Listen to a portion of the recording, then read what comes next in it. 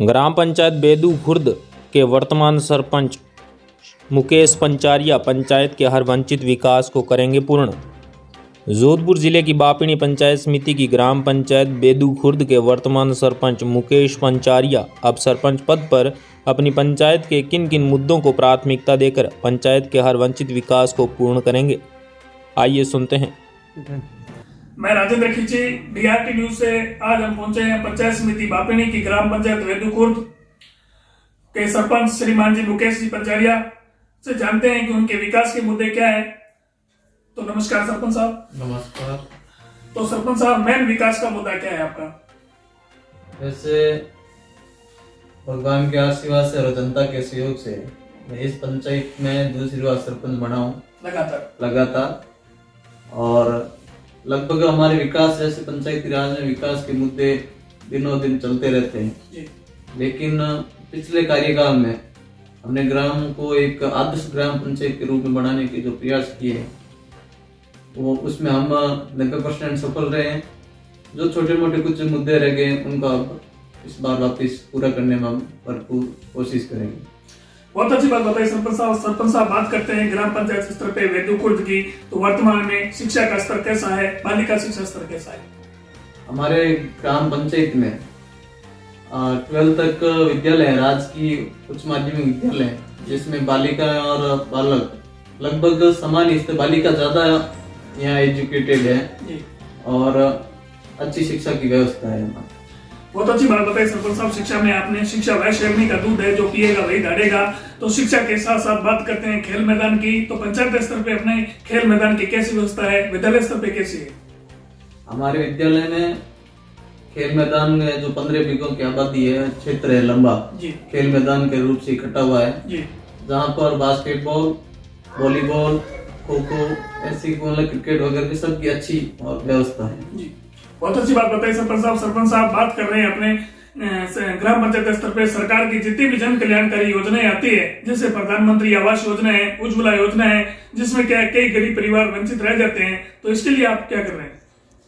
हमारे कार्यकाल में लगभग 400-450 प्रधानमंत्री आवास योजना के अंतर्गत गरीब परिवारों के मकान बने हैं और भारत सरकार द्वारा वापस 2017-18 में जो फॉर्म भरे गए हैं उनकी सूची भारत सरकार जब भी जारी करेगी उसमें जो भी परिवार वंचित रह गए हैं उनको लाभान्वित हो जाएंगे। बहुत अच्छी बात है, फिर भी प्रयासरत हो।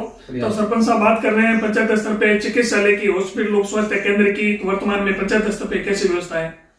हमारे यहाँ पंचायत छोटी होने के कारण एक उप स्वास्थ्य केंद्र है जहाँ चिकित्सा व्यवस्था, और हमारे नजदीकी क्षेत्र ईसरू में PSC और यहाँ से 4 किलोमीटर ईसरू है और 9 किलोमीटर पर बापिणी है समिति, तो वहाँ चिकित्सा व्यवस्था की नजदीक व्यवस्था ठीक है।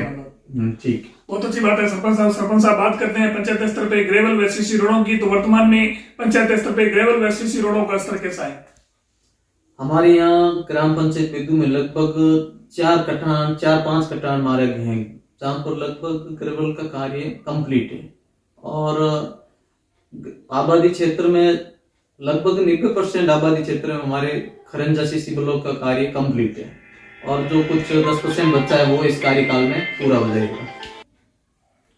तो सरपंच साहब, बात करते हैं पंचायत स्तर पे पेयजल और बिजली की कैसी व्यवस्था है वर्तमान में? मेरी पंचायत में 3 फेज के लगभग 10 कनेक्शन है, जहाँ अलग अलग क्षेत्र जैसे मेघवाला का बास, ब्राह्मणों का बास, सुथारों का बास और बकरानिया की ढाणी, लगभग सब में एक 2 3 फेज कनेक्शन है, जिसके कनेक्शन है और लोगों को पानी की उचित व्यवस्था है, सुचारू रूप से चल रही है। बहुत अच्छी बात बताइए सरपंच साहब। सरपंच साहब, बात कर रहे हैं पंचायती राज की, तो पंचायती राज का जैसे नाम लेते हैं तो भ्रष्टाचार की वो एक बहुत बड़ा रोल है, तो पंचायत वासियों को भ्रष्टाचार पे आप क्या संदेश देना चाहते हैं?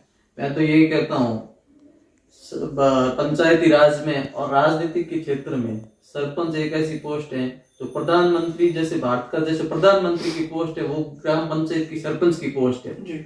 मेरी विचारधारा है, प्रधानमंत्री एक देश का और सरपंच एक गांव का, दोनों को मैं समान रूप से देखता हूँ और मेरी हमेशा मंशा रहती है गरीब लोगों के साथ भ्रष्टाचार न होकर उन लोगों का अच्छा काम करें और भ्रष्टाचार को खत्म करने में सरपंच की एक अहम कड़ी है।